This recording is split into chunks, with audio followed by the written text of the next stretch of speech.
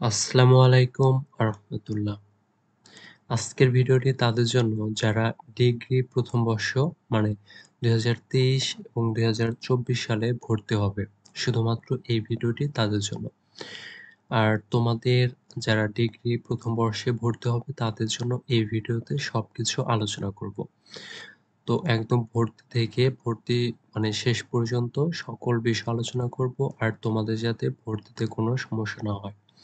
তো চলো তাহলে আমরা শুরু করছি ডিগ্রি প্রথম বর্ষ 2023-24 ভর্তির যাবতীয় নির্দেশিকা। তো প্রথমত আমরা দেখব ভর্তির যে নির্দেশিকা সেটি। তো অনলাইনে প্রাথমিক আবেদন ফর্ম পূরণের তারিখ। অনলাইনে প্রাথমিক আবেদন ফর্ম পূরণের তারিখ হচ্ছে 5/6 মানে 5ই জুন 2024 ইং তারিখ বিকাল 4টা থেকে 30শে জুন 2024 ইং তারিখ রাত 12টা পর্যন্ত।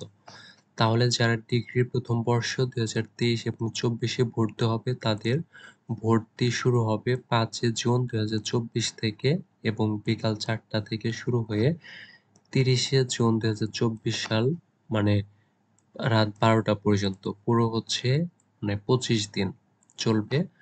তো আগ্রহী প্রার্থীকে যারা ডিগ্রি প্রথম বর্ষ যারা ভর্তি হবে তাদের আগ্রহী প্রার্থীকে জাতীয় বিশ্ববিদ্যালয়ের ভর্তি বিষয়ক ওয়েবসাইট থেকে আবেদন ফর্ম পূরণ করতে হবে এবং প্রাথমিক আবেদন ফি বাবদ 300 টাকা কলেজে 1/7/2024 তারিখের মধ্যে অবশ্যই জমা দিতে হবে।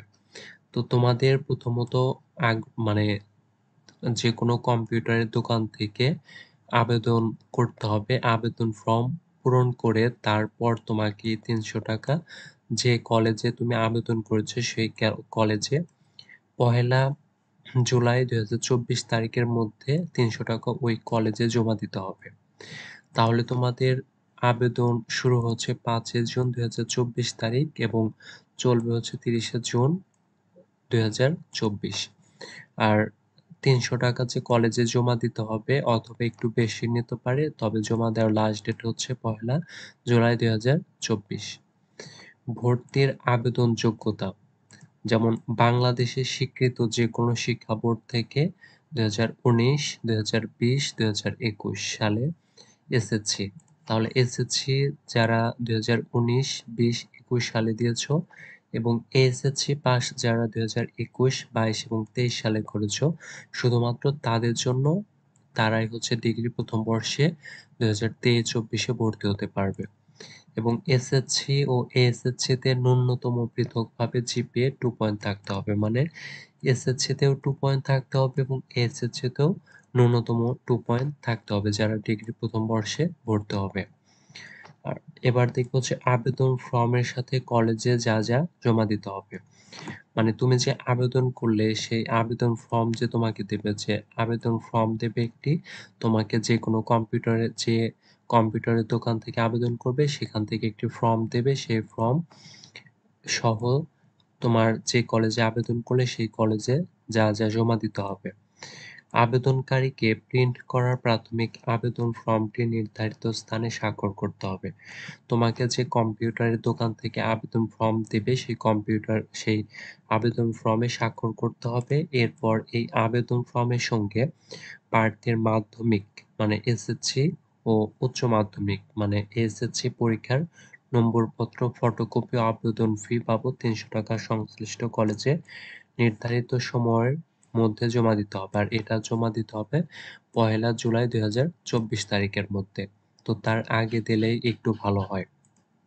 তাহলে তোমাকে তোমার আবেদন ফর্মের সাথে মাধ্যমিক ও উচ্চ মাধ্যমিক সমমান পরীক্ষার নম্বরপত্র ফটোকপি মানে মার্কশিট এবং আবেদন ফর্ম আর হচ্ছে 300 টাকা যে কলেজে আবেদন করলে সেই কলেজে জমা দিতে হবে।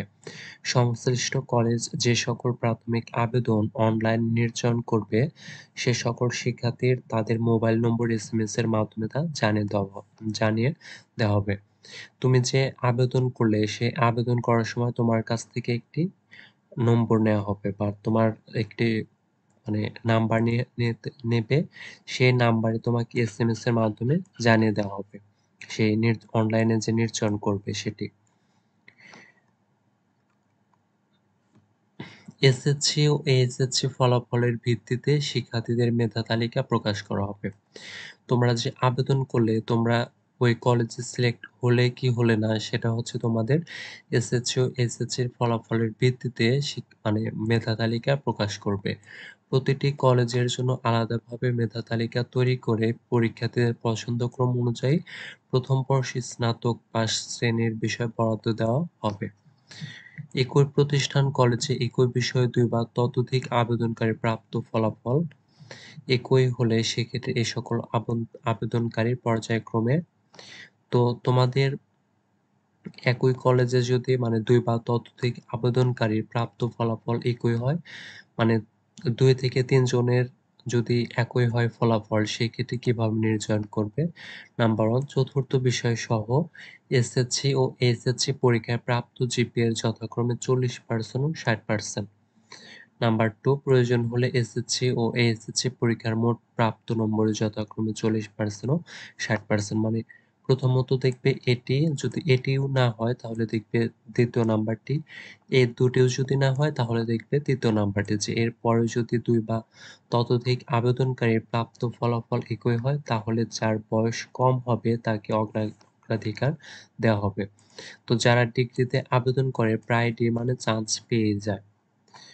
এবার দেখব হচ্ছে বিশেষ দ্রষ্টব্য, যেমন আবেদন ফর্মে যদি কোনো ভুল থাকে তবে আবেদনকারী তা ক্যান্সেল করে নতুন করে আবেদন করতে পারবে। তো তোমাদের আবেদন ফর্মে যদি কোনো ভুল থাকে তাহলে তোমরা সেটি ক্যান্সেল করে আবার পুনরায় আবেদন করতে পারবে। একবারের বেশি ক্যান্সেল করা যাবে না। কলেজ কর্তৃক আবেদন ফর্ম নিশ্চিত হলে তা আর ক্যান্সেল করা যাবে না।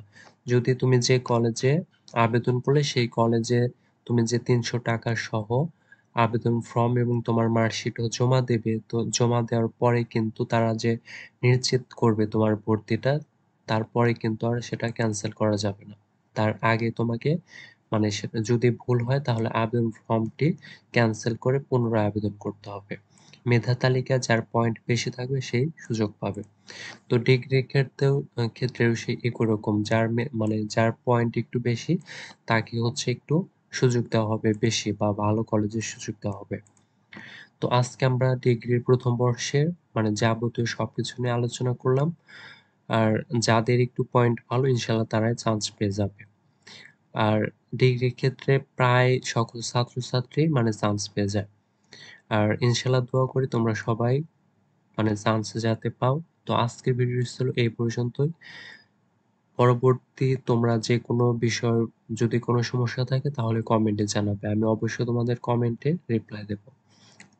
তো তোমরা সবাই ভালো থাকবে। আসসালামু আলাইকুম ওয়া রাহমাতুল্লাহ।